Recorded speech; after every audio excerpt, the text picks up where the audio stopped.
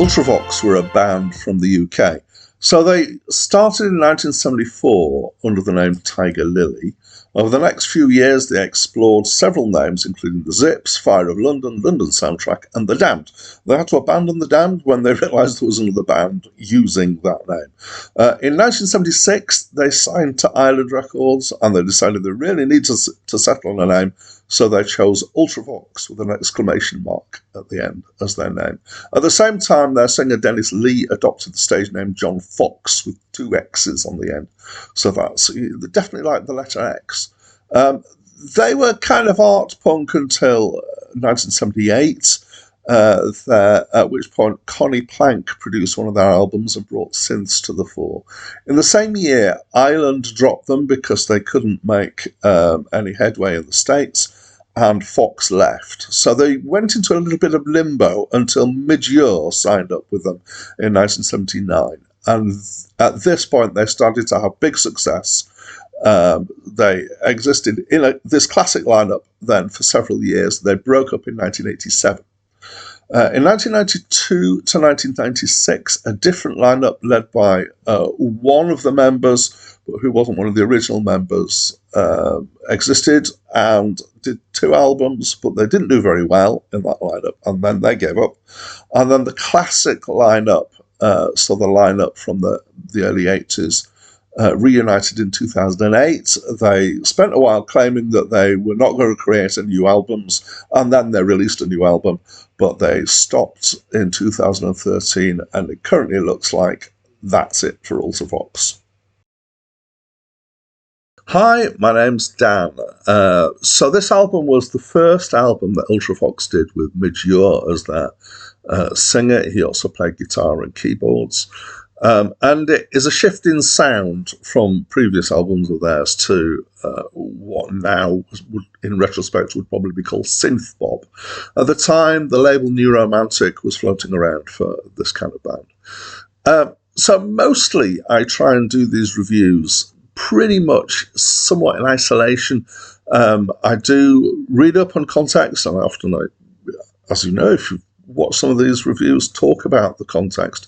But my general idea is to try and review these as an album, as if you just wandered into a store, found it, and gone, oh, I wonder what this is like, and bought it, and then put it on without a huge amount of knowledge. This is helpful for me because there are many genres in which I don't have a huge amount of knowledge. However, in this case, I think that there is a case for giving some context for this, because I think this album is important in its context, at least to some extent. So I'm getting a bit philosophical here, so apologies for that. I'm also going to be slightly longer than some of my reviews because I've got quite a bit to say, so again, sorry about that. The context, societal context at this point in time, is that that's relevant, is that computers and electronics are starting to come to the fore. So I have this theory that arts are the therapy of society, in the same way that if somebody might have a traumatic experience, then they might go see a therapist and to talk it out, and that talking process can be a very helpful thing for them to deal with it. And I think when things happen in society, the same process happens, but through the arts. And I think particularly cinema, but that's just a theory. So at this point in time, there was quite a bit of stuff in popular arts about computers and automation, particularly, and electronics. And you look at some of the films that are around, not necessarily exactly at the same point as this, but War Games, Short Circuit, Batteries Not Included. And you look at the music, this was definitely the rise of stuff like Gary Newman and the pop end of Kraftwerk and others. And this kind of computerized sound was a thing that had quite a bubble at this point in time, and I'm pretty convinced that the reason really was that it is part of this therapeutic effect of the arts that society was dealing with this concept of computers, and there was this fear that computers might take over, might take away lots of jobs, yeah. So in the context of that, comes this album, which is really all about electronics and computers and that kind of automation. And along with that, some thought about the lack of emotion that goes along with that kind of mechanization and electronicization, if that's a word. So going through the album, and I don't normally do this either, but I feel the need to somewhat here. Side one, I think, is a bit disappointing.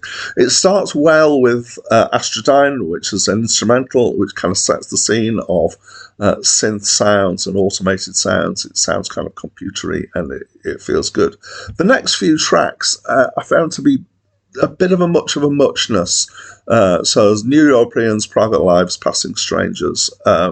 This is the European version that I listened to. The American version has the ordering different of these tracks of the first side.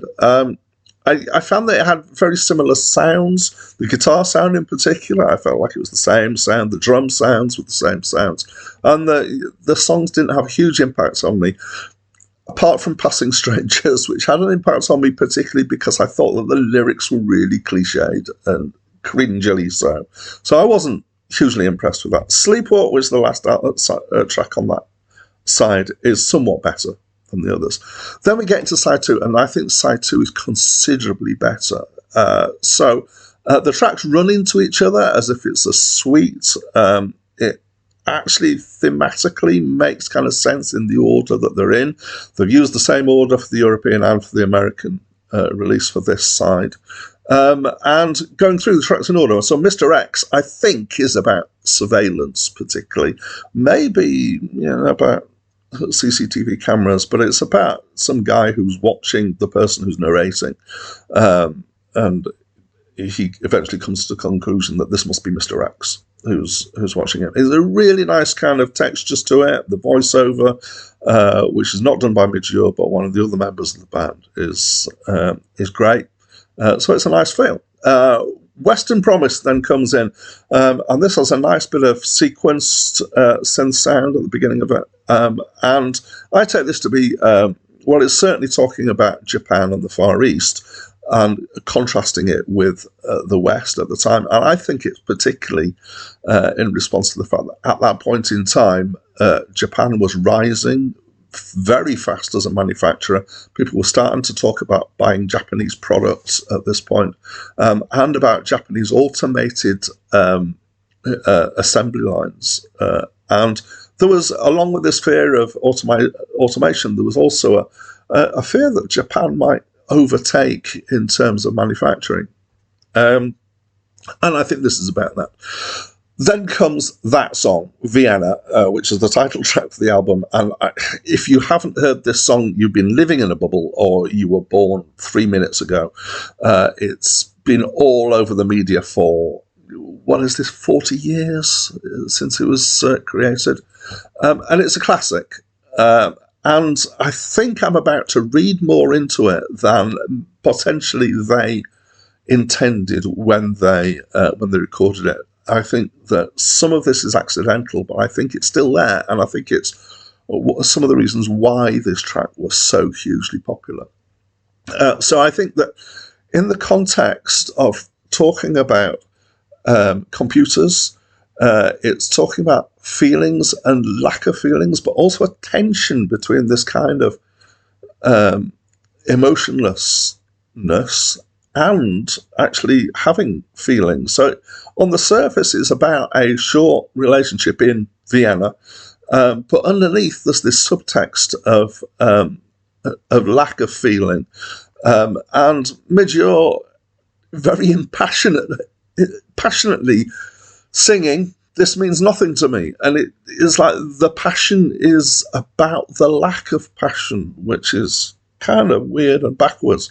And I think that as I've been kind of saying through the rest of the album, I think this hit the zeitgeist of this point in time in society, that people were starting to think about emotion and emotionlessness, and the music that was coming out, that was kind of had this computery feel to it, also went along with the idea of lack of emotion.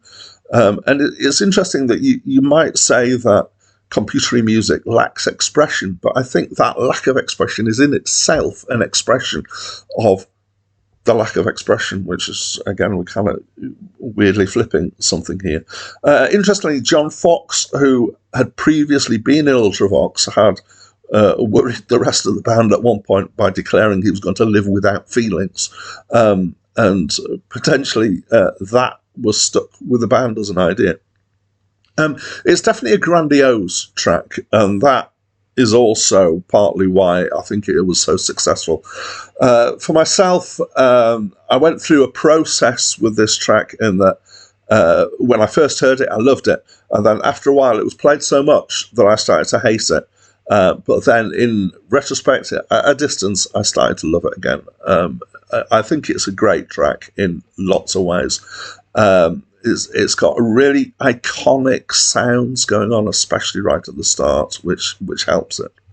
Finally, back to the album and the tracks. The last track is a track called All Stood Still. It's, again, very computery and automated feel. It's got a nice groove, which is kind of predating but hinting towards electronic dance music.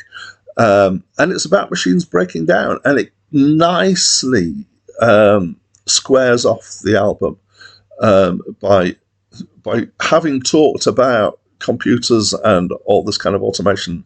So it then asks the question, but what happens when they fail? Where do we get to that point? Okay, so lots read into it. Contextual stuff about the late 70s, early 80s there.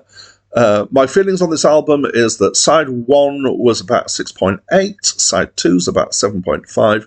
So, like a nice machine, I'm going to split the difference and I'm going to give it a 7.2. I'd love to know, firstly, if you think that I'm anywhere near right with these theories that I've got, and also what you think of this album. So please let me know in the comments down below. That's it from me for now. I saw him at the airport while he was sitting on a wing. I waved to him, but I don't think he noticed me. I've got a funny feeling I know who he is.